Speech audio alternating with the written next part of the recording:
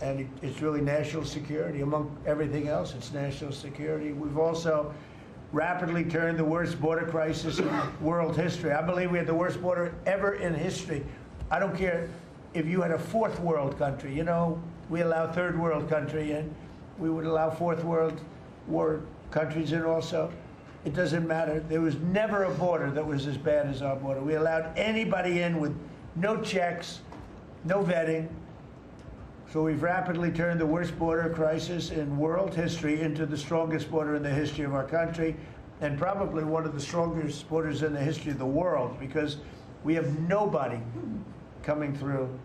And I want to thank our people. The Border Patrol is so amazing, ICE, and I want to thank the military for the backup, because they're standing right behind them, and that was really nasty for a period of months, and now it's no longer nasty. Now they don't even come up. Nobody comes up. It's an easy job. It made your job a lot easier, because they know they're not going to get through. And we take people in, but they have to come in legally. For 6 months in a row, 0 illegal aliens have been admitted into the United States. You believe that? 0. We had millions of people coming in a year, millions. Now we have 0 for 6 months, and these are given by radical left people that do the numbers. I mean, they're not doing me any favor. They're being we don't have our net numbers are unbelievable, but we had 0 people in the last 6 months. Illegal border crossings along the U.S.-Mexico border have plummeted to the lowest level ever recorded, and nobody talks about that anymore. You know, it's crazy. They don't talk about it. You'd think they'd say, well, Trump's done a great job in the border. This country is being destroyed by the border. But you always find something new, like, is he in good health? Biden was great, but is Trump in good health? I sit here, I do 4 news conferences a day. I ask questions from very intelligent lunatics, you people.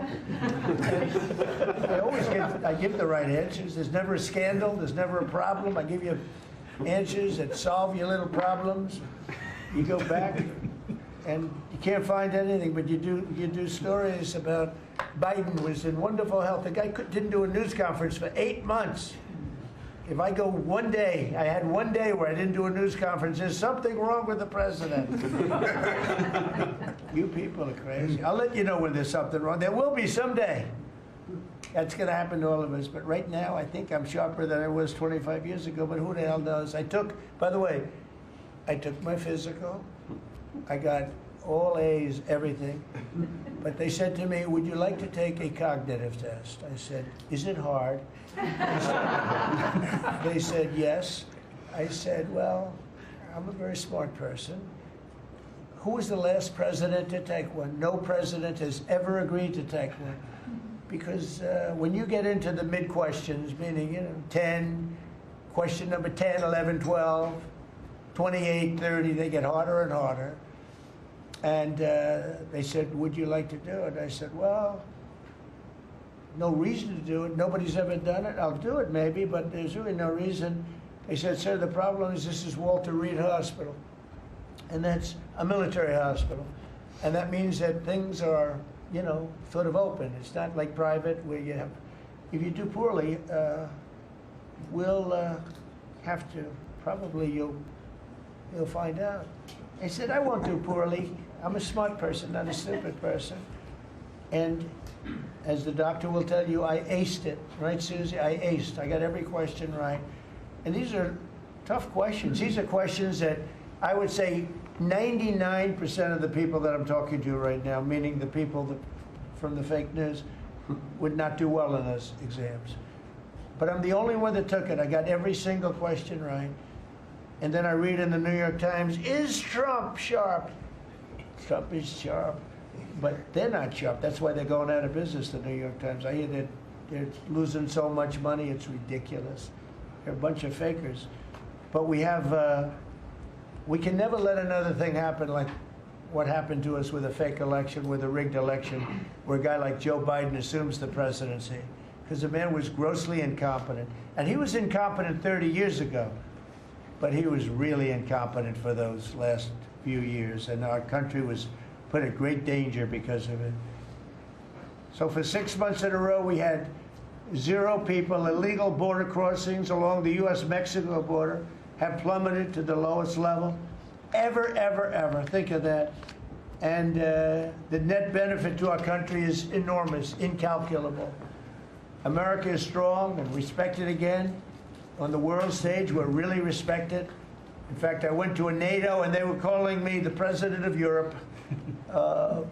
We're doing very well. We have a lot of respect. As you know, we have a problem with a war that our people are trying to settle now with Russia and Ukraine. We are not involved in the war monetarily anymore. Biden gave away $350 billion like it was candy. That's a massive amount of money. And much of it in cash, a lot of it in equipment. I don't give away anything. We sell the equipment to NATO. The European nations pay us for the equipment, 100% price. And then they bring it to Ukraine or whatever they do with it. But we're trying to get that settled. I've settled 8 wars. This would be the 9th. And our people are over in Russia right now to see if we can get it settled. Not an easy situation. Let me tell you what a mess. It's a war that never would have happened if I were president. Not even a chance. And it didn't happen for 4 years. We've renamed the Department of Defense the Department of War, and I thought that would be controversial. And frankly, I tell you what, I haven't met one person, there's not one person I've met that doesn't like it. You know, think of it. We won World War I, World War II, everything in between, everything before it. And then we said, let's change the name. So we changed it back to what it was, Department of War, and Pete's doing a great job. We ended 8 wars, think of that. 8 wars, but we're going to do one more, I think. I hope. I hope. Every time I end a war, they say, if President Trump ends that war, he's going to get the Nobel Prize. If I end that war. Well, he won't get it for that war, but if he ever gets it for the next war, now they're saying, if he ever ends the war with Russia and Ukraine, he's going to get the Nobel Prize. What about the other 8 wars? India, Pakistan. Think of all the wars I ended. I should get the Nobel Prize for every war, but I don't want to be greedy. Actually, the woman who got the Nobel Prize said, "You've got to be kidding. Trump deserves the Nobel Prize." So that was very nice of her. I appreciate it, which is true, actually. But I don't care about that. You know what I care about? I care about death. I care about all the people that are dying.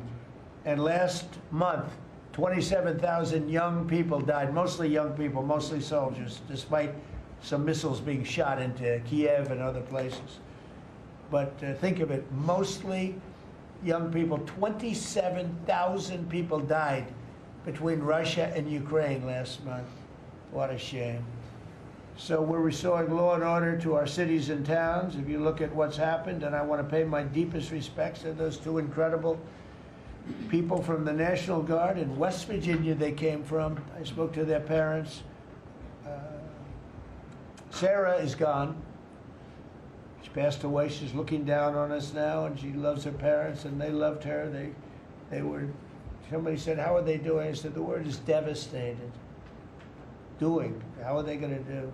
They're devastated. The rest of their lives they're going to be devastated. She was an incredible person, highly respected, top of her class, everything. She was like a perfect human being. 20 years old, just started. She was like a baby. She was so proud. They were giving her a promotion. And she told the parents that she was getting a promotion. And they were so proud of her. Then they get a call that this happened. And we have one young man who's fighting for his life. He's fighting very hard. I think he's probably doing better than anybody. They said he didn't have a chance. I'll tell you, the one who said he's going to live is his mother. I spoke to his mother. Sir, he's going to live. I spoke to her very soon after this horrible event took place with this scum that is able to come into our country. I spoke to his mother. Sir, he's going to be okay. I'm telling you. No doctor thought that. Nobody thought that. He was hitting bad places, and she was like so positive. It was incredible. And it's possibly right, Pam, right? Possibly right. Boy, it would be amazing. If he lives, it would be amazing. A miracle, actually.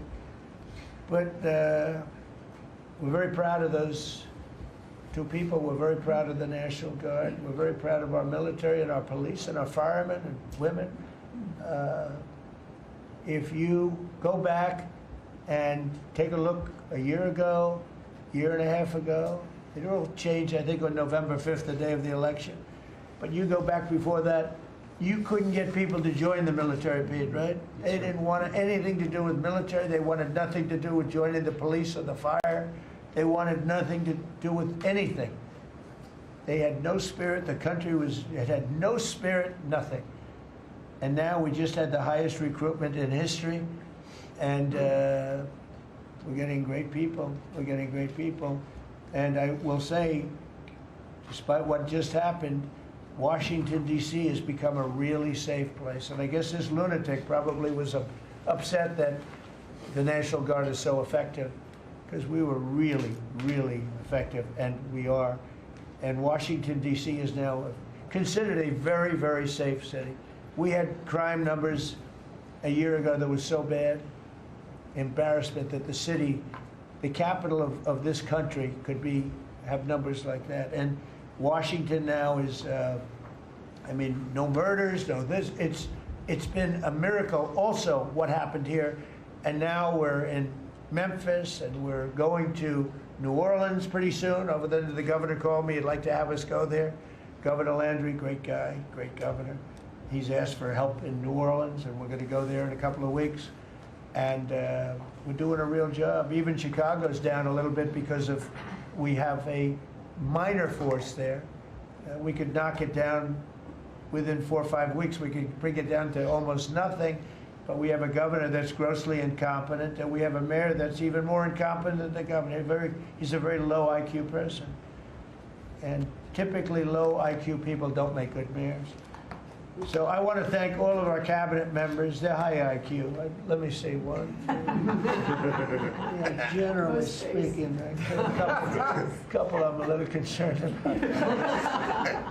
No, but I want to thank, we have a great cabinet, an amazing cabinet, amazing people. All of them, you know, sort of have become stars. We're getting credit for the good cabinet, actually. And I just want to wish everybody a great holiday. We've I think done a great job with the White House, bringing the White House back. You see the Palm Court that was redone. The Lincoln bedroom was redone. The Lincoln bathroom is now gorgeous, like it should have been. It was terrible green tile that was never the way it was supposed to be. It was done in the 1940s, actually, but it was not proper. And we're restoring the White House just like we're restoring the country, and people are thrilled. But the First Lady's done a beautiful job with the Christmas trees and all the decorations. I see the wreaths